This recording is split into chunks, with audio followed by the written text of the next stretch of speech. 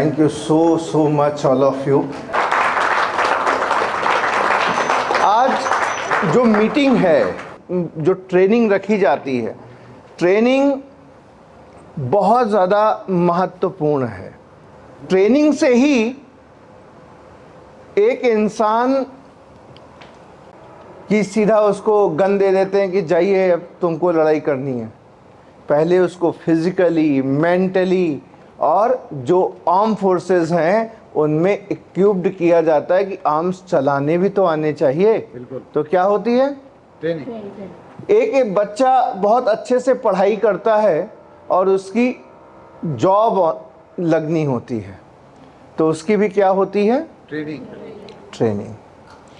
आप सबने देखा होगा, कोई आपके घर का बैंक में होगा, 10 साल हो गए होंगे उनको बैंक में काम करते हुए, लेकिन फिर भी उनको कभी कभी जाना पड़ता है ट्रेनिंग के लिए, और महीने में एक आध बार हो ही जाती है।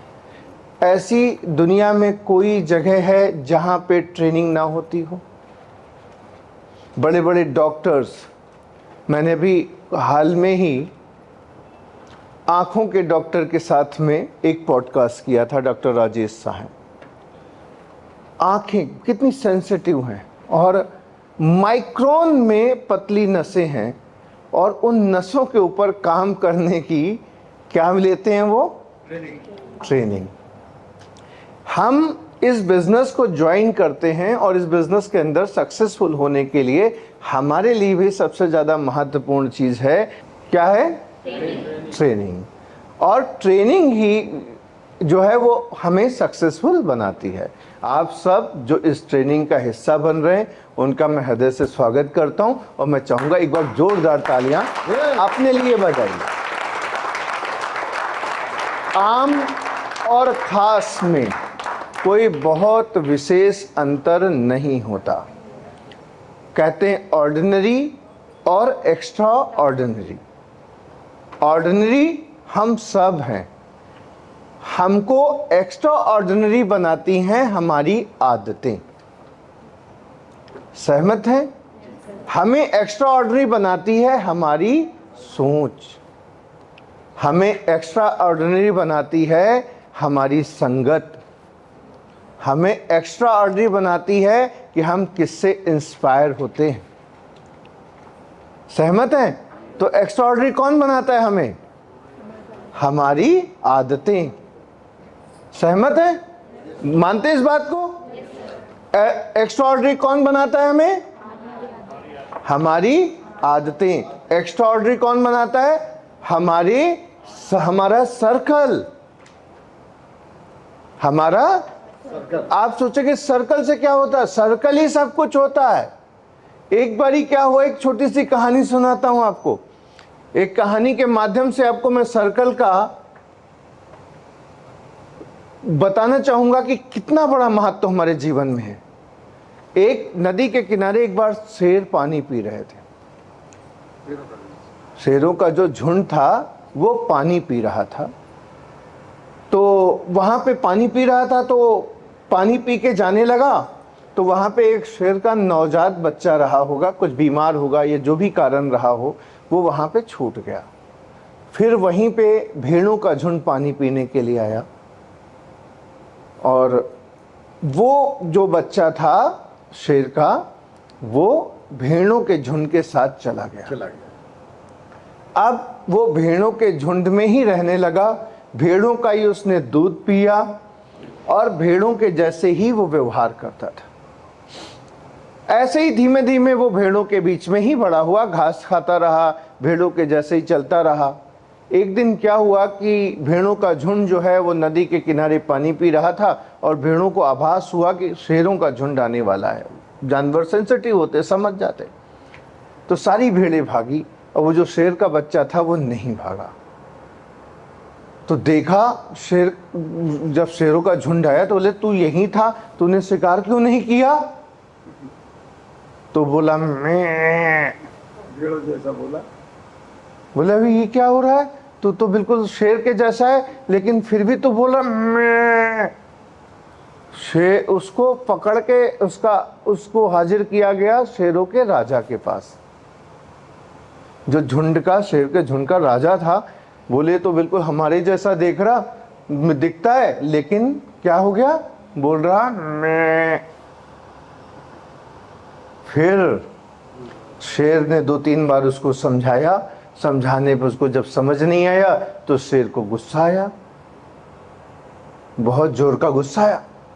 उसने उसकी गर्दन पकड़ी और पानी में लेके गया, बोले देख जैसा मैं हूं वैसा तू है, अगर मैं दहाड़ सकता हूं जोर से तो तू क्यों नहीं दहाड़ सकता। वो फिर बोला, मैं एक उसके कंटाप रसीद किया, बोला अब की बार बोला मैं तो तुझे यहीं गाड़ दूंगा मैं। तो जैसे ही उसके अंदर की आवाज को ललकारा और उसको शेरों का झुंड का जो राजा था, जो राजा शेर, उसने कहा, वो भी जोर से दहाड़ा। उसने अपने अंदर की जो क्षमता थी उसको पहचाना, लेकिन संगत उसकी भेड़ों की जैसी थी, तो जिस कारण से वो भेड़ों के जैसा बिहेव करता था, और जब इस शेरों के झुंड से वो मिला तो उसकी शक्ति को याद दिलाया गया। तो सर्कल का हमारे जीवन में बहुत बड़ा महत्व है। आप इसको माने या ना माने, हम जैसे लोगों के बीच में रहते हैं हम वैसे ही हो जाते हैं, वैसे ही हो जाते हैं। तो आपको आपके जीवन में आपका सर्कल बहुत महत्वपूर्ण है। जैसा कि आप सब जानते हैं कि मेरी ट्रेनिंग का टॉपिक है बड़ा सोचो कामयाबी तय है। बहुत से लोग इसका उपहास बनाएंगे कि बड़ा सोचो कामयाबी तय है, ये कैसे हो सकता है, क्या हो सकता है ऐसा? बड़ा सोचने से क्या कामयाबी हो सकती है? क्या कामयाबी मिल सकती है? तो बड़ा सोचने से कामयाबी मिल सकती है, और बड़ा ही सोचने से कामयाबी मिलती है, ये तय है। लेकिन जिन लोगों का सर्कल नहीं है, सर्कल नहीं है बड़ा सोचने वालों का, उन लोगों के लिए ये बात बकवास हो सकती है। बोलेंगे कि सपने दिखा रहे हैं। डायरेक्ट सेलिंग कंपनी है, एमएलएम कंपनी है, मोटिवेट कर रही है। मेरे जीवन में बहुत सी घटनाएं घटित हुई। मैं कल जूम पे जब मीटिंग शनिवार वाली मेरी कर रहा था तो मैं लोगों से कह रहा था कि जब मैं पहले काम करता था तो मेरे जीवन में भी बहुत संघर्ष थे। मैंने हमेशा जब संघर्ष आया तो मुझे ये लगा कि ईश्वर मुझे चेक कर रहा है, देखें बेटा तुम वाकई में दम है या तुम कांच हो, एक चोट से टूट जाओगे, या सच में वो पत्थर हो जो एक मूर्ति जिसमें बन सकती है। तो बहुत बार हमारे जीवन के अंदर बहुत सारे ऐसे पहलू और ऐसे संघर्ष के मौके आते हैं जब ईश्वर हमको चेक करता है। सोचिए, जब भी कभी संघर्ष आए, एक छोटे बच्चे की भांति सोच के देखिएगा, हमें एक क्लास से दूसरी क्लास में जाने के लिए क्या देना होता है? देना होता है ना, देना होता है ना। उस टाइम पे जब हमारे एग्जाम होते तो हम क्या करते हैं? ज्यादा मेहनत, ज्यादा फोकस, ज्यादा कंसंट्रेशन, इवन खेलना बंद कर देते हैं, टीवी देखना बंद करते हैं, कहीं परिवार में कोई फंक्शन होता है तो वहां भी नहीं जाते क्योंकि हमारे एग्जाम्स हैं। सहमत है ना? जब हम फुल कंसंट्रेशन के साथ में अपने एग्जाम को की तैयारी करते हैं, एग्जाम देते हैं, तो क्या हम होते हैं? पास होते हैं।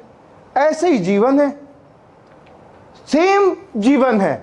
जब ज्यादा संघर्ष है, जब ज्यादा स्ट्रगल है, जब ज्यादा तकलीफें हैं, जब कम आपको लोग नहीं सुन रहे, तो क्या करने की जरूरत है? क्या करने की जरूरत है? क्या करने की जरूरत है? और ज्यादा प्रयास करने की जरूरत है, और ज्यादा फोकस्ड होने की जरूरत है, और ज्यादा कंसंट्रेट होने की जरूरत है। तो आपको क्या मिलेगा? सक्सेस मिलेगी और आप एक स्टेप ऊपर जाओगे। हम लोगों का क्या होता है, जो एक ऑर्डिनरी आदमी क्या सोचता है कि साहब थोड़ा सा मेरे जीवन में संघर्ष आ गया, यार मेरे को बड़ी तकलीफ, मुझसे नहीं हो पाएगा। सहमत है? सहमत है ना? मुझसे नहीं हो पाएगा। वो क्या करता है, वो आसान रास्ता खोज लेता है, और जो आसान रास्ता खोज लेता है, वो मेरे शब्द नोट करके रख लेना, कागज पे नोट कर लेना, वो मीडियोकर बन के रह जाता है। उसके जिंदगी में उसको कोई नहीं जानता, वो सिर्फ इस धरती का बोझ होता है, खाता पीता जीता है। लेकिन जो इंसान अपने लिए कठिन रास्ता चुनता है, वो इंसान कीर्तिमान स्थापित करता है। और दुनिया में कोई भी इंसान उठा के, पूरे संसार में उठा के देख लो, कोई भी एक इंसान ऐसा ला के मेरे सामने खड़ा कर दो जिसने संघर्ष किया हो और कामयाब हुआ हो, और एक इंसान जिसने संघर्ष से अपने आप को बचा लिया हो।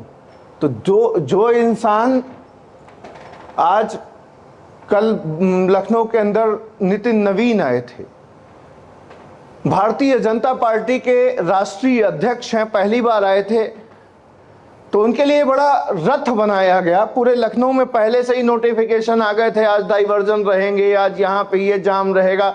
तो मैं पूरा दिन आशियाना से निकल के ही नहीं गया अपने ऑफिस में, कौन भगमच्छर में पड़ेगा जाके। हर रोड ब्लॉक, घंटों, 2 घंटे 3 घंटे फंसे हुए हो। नेताजी जब तक जाएंगे नहीं, आप कुछ कर सकते नहीं हो, तो अपने घर में शांति मार के बैठो। आशियाना ऑफिस में मैं पूरा दिन बैठा रहा, कहीं नहीं गया।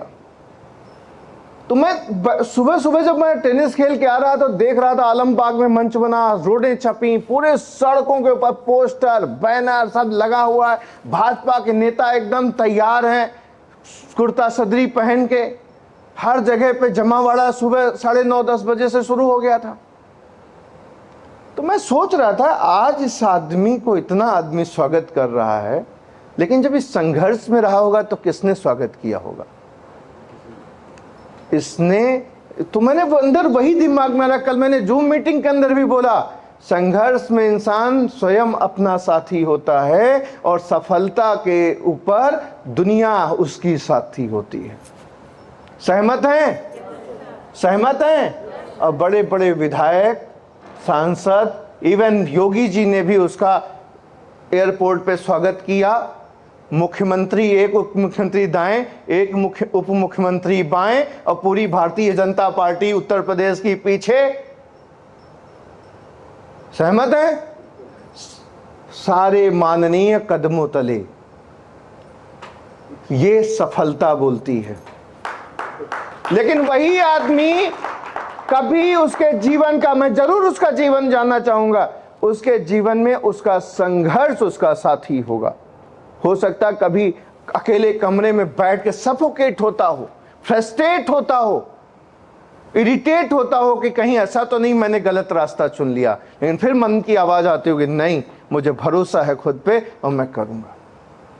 तो याद रखिए, नोट कर लीजिए मोटे मोटे अक्षरों में, अपने घर में लगा लीजिएगा कि सफलता में दुनिया साथ देती है, असफलता में इंसान स्वयं का अपना साथ देता है, स्वयं अपना साथ देता है। अगर असफल होगे और जाके तुम कहोगे, यार मम्मी मैं बहुत परेशान हूं, मुझसे ये हो नहीं पा रहा, तो तुम्हारी माँ क्या कहेगी? 99% लोगों की माँ यही कहेगी, हाँ बेटा बहुत मुश्किल है, छोड़ दो, मत करो, और तुम कुछ काम कर लो। वो सब ऑर्डिनरी बन के रह जाएंगे। और जिसकी माँ कहेगी, नहीं बेटा तुम यही करने के लिए बने हो, आज नहीं होगा, कल फिर ट्राई करो, हो जाएगा। जितने सलाहकार आपके आसपास के हों, जाके बोलना, मैं इतने दिनों से अप्लाइम कर रही हूं या कर रहा हूं, मुझे सफलता नहीं मिल रही, कुछ रिजल्ट अच्छा नहीं है, क्या करें? तो 99% आदमी आपसे कहेगा, फंस गए तुम, कहां चक्कर में पड़े हो, कहां चक्कर में पड़े, तुम भी वही काम करने लगे, जोड़ने वाला, साबुन तेल बेच रहे हो। 99% आदमी को, 99.99% आदमी तुमसे यही कहेगा। लेकिन वही आदमी से तुम कहो कि मैं इस काम को करने जा रहा हूं, क्या तुम मेरा सहयोग करोगे? 32 के 32 दांत निकाल के सामने रख देगा, लेकिन सहयोग नहीं करेगा। सहमत हैं? सहमत हैं? तो एक बात समझ लीजिएगा, साथी वही है जो आपको आगे बढ़ाने में साथ दे, बाकी तो सब बकवास है। मैंने बड़े छोटी उम्र से काम करना शुरू किया था। 17.5 साल की एज से मैंने काम शुरू किया था। 18 साल का हुआ नहीं था, इसलिए पहली कंपनी जो मैंने ज्वाइन की थी वो मैंने अपने बड़े भाई के नाम से ज्वाइन की थी, क्योंकि मैं 18 साल का नहीं हुआ था। एप्लॉम कोई 18 साल के नीचे का व्यक्ति नहीं ज्वाइन कर सकता आइडियली। तो वो क्या करता है, अगर करना चाहता है तो अपनी माँ के नाम से या किसी के नाम से करता। दैट्स वाई मुझे ये याद है कि मैं 17.5 साल की एज से मैंने स्टार्ट किया था। 6 महीने बाद मैंने SBI चंदन नगर में, जो श्रृंगार नगर के आगे वाली कॉर्नर वाली SBI ब्रांच है, उसमें मैंने अकाउंट अपना 6 महीने के बाद खुलाया था। ठीक 18 साल का होने के ऊपर मैंने अपना पैन कार्ड बनवाया था, और पहला ITR अपना 18 साल की उम्र में भरा था, 64,000 रुपए का। बड़ी कम एज से काम करना स्टार्ट किया। तो मैंने दोस्त भी देखे हैं, मैंने रिश्तेदार भी देखे हैं, मैंने अड़ोस पड़ोस भी देखा है, मैंने सारे जहां का, कहते ना, घाट घाट का पानी पिया है। तो आपको ये मैं कहना चाहूंगा कि मैंने वो अनुभव के आधार पे, मैं जो कुछ भी बोल रहा हूं मैं मेरे अनुभव के आधार पे बोल रहा हूं। एक बारी मैंने गांधी जी का एक स्टेटमेंट आप सबने भी सुना होगा कि बुरा मत देखो, बुरा मत सुनो, बुरा मत बोलो। सुना नहीं सुना? गांधी जी के 3 बंदर। मैंने बंदरों की संख्या थोड़ी बढ़ाई समय के साथ में, क्योंकि बंदरों का भी परिवार थोड़ा बड़ा हो चुका है। हमने कहा अब गांधी जी का जो बंदर है सिर्फ अच्छा देखता है। अब गांधी जी के बंदर जो हैं वो अच्छा बोलते हैं। अब गांधी जी के जो बंदर हैं वो अच्छा सुनते हैं। अब गांधी जी के जो बंदर हैं वो अच्छा पढ़ते हैं। अब गांधी जी के बंदर जो हैं वो अच्छा करते हैं। बुरा देखो नहीं, अच्छा देखो। सेंटेंस चेंज होना चाहिए ना समय के साथ। बुरा सुनो नहीं, अच्छा सुनो। सहमत हैं? बुरा बोलो नहीं, अच्छा बोलो। राइट? चॉइस चेंज करो, अच्छा करो और अच्छा पढ़ो। ये जो 5वां वाला है, पढ़ो, ये सबसे ज्यादा महत्वपूर्ण है, क्योंकि जब आप अच्छा पढ़ोगे, ये भी सर्कल है।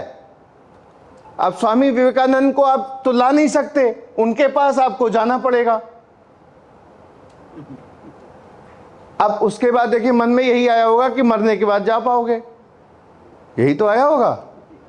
लेकिन आप जिंदा रहते स्वामी जी का आत्मसात कर सकते हो, और वो जहां जहां गए हैं, जिन जिन स्थानों पे वो बैठे हैं, जिन जिन स्थानों पे उन्होंने तपस्या की है, जितने ग्रंथ लिटरेचर उन्होंने लिखे हैं, वो सब पढ़ के आप स्वामी जी का सर्कल सानिध्य प्राप्त कर सकते हो। मैंने अभी कुछ दिन पहले एक पोस्ट अपनी डाली थी कि रामेश्वरम से लेकर मैं बालेश्वर चांदनीपुर बीच तक पहुंचा, जहां कलाम साहब का रामेश्वरम में जन्म हुआ था, उनके घर गया था। अब बालेश्वर चांदनीपुर बीच में जहां पे उन्होंने अग्नि मिसाइल का परीक्षण किया था, जहां से वो मिसाइल मैन कहलाए थे, वहीं से उपमा मिली थी मिसाइल मैन।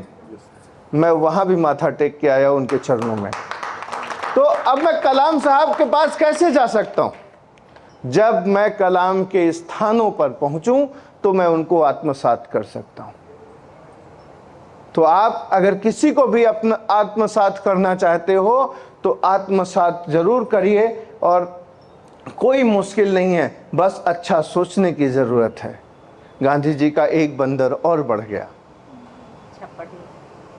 राइट? और ये जो सर्कल है, that is very much important. बहुत से लोग हम कहते हैं कि साहब क्या करते हो अपने बिजनेस को। कल ही मैंने पूछा था सबसे सवाल कि मुझे ये बताओ कि पूरे दिन में ऐसा क्या करते हो जिससे आपका करियर, आपका बिजनेस बढ़े। तो बहुत सारे लोग नहीं बोले, शांत थे। तो जब आप पूरे दिन में ऐसा कुछ करते ही नहीं हो कि आपका बिजनेस बढ़े, आपका करियर बढ़े, तो कैसे बढ़ेगा? कुछ लोगों ने बताया मैं निकलता हूं, मैं मीटिंग करता हूं, मैं बोलता हूं, लेकिन एक सिंगल आदमी ने नहीं कहा कि मैं 15 मिनट पढ़ता हूं, जबकि मैं अपनी हर एक मीटिंग में कहता हूं कि पढ़ो पढ़ो पढ़ो पढ़ो। अगर आप आधे घंटे रोज पढ़ते हो, सपोज कोई किताब पढ़ते हो, मान लेते हैं किताब मैंने लिखी है, और ये मैंने नहीं लिखी है, बहुत सारी किताबों का संकलन है, बहुत सारे ज्ञानी पुरुषों का इसमें थॉट है। आधे घंटे रोज पढ़ते हो, 100 पेज की किताब है, एक पेज अगर आदमी पढ़ेगा आधे घंटे, तो मुझको लगता है 3 दिन में पढ़ डालेगा ना। मैं कहता हूं हफ्ते में पढ़ डालेगा, मैं कहता हूं 1 महीने में पढ़ेगा।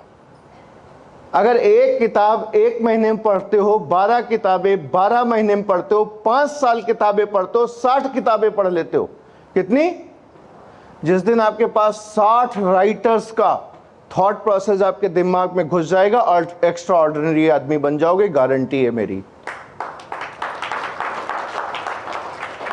क्या बन जाओगे? एक्स्ट्रा ऑर्डिनरी बन जाओगे, अलग ही व्यक्तित्व होगा। पढ़िए तो सही, पढ़िए तो सही। हम सोचते हैं कि वो जो हमें सिलेबस में किताबें मिली हैं, हमने वो पढ़ के डिग्री हासिल कर ली है। डिग्री जरूर हासिल कर ली है, समाज का ज्ञान नहीं है आपको। किसी एक दार्शनिक को, सुकरात को, अरस्तु को कभी पढ़ने का मौका मिले तो 2-4-10 पन्ने जीपीटी पे ही सर्च करके मुख्य मुख्य थॉट उनके पढ़ना, अच्छा लगेगा। तो क्या होगा? ये आपको एक अलग व्यक्तित्व बनाएगा। दास को पढ़ा, कभी सपोज सूरदास को पढ़ा, कभी रविन्द्रनाथ टैगोर को पढ़ लिया। ये सब कौन है? महान विभूतियां, जिनके दर्शन मात्र से आज भी उनके अगर फोटो देख लो ना, किसी हॉल में लगे हो, तो तस्वीर देख के ही दिल में सुकून मिल जाता। कभी भारतेंदु हरिश्चंद्र को पढ़ा, तो सोचो 60 जब इतने बड़े बड़े लोगों को पढ़ लोगे, कभी निराला को पढ़ा, कभी मैथिली शरण गुप्त को पढ़ा, कभी किसी दिनकर को पढ़ा,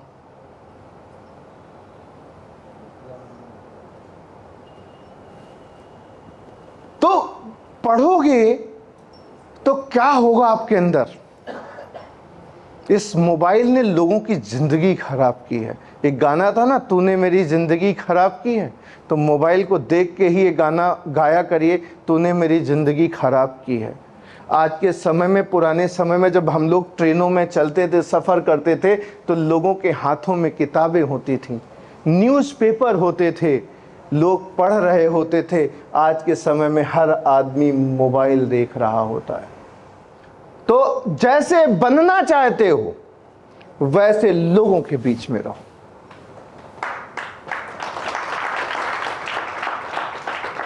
एक बार जोरदार तालियां स्वयं के लिए बजाइए।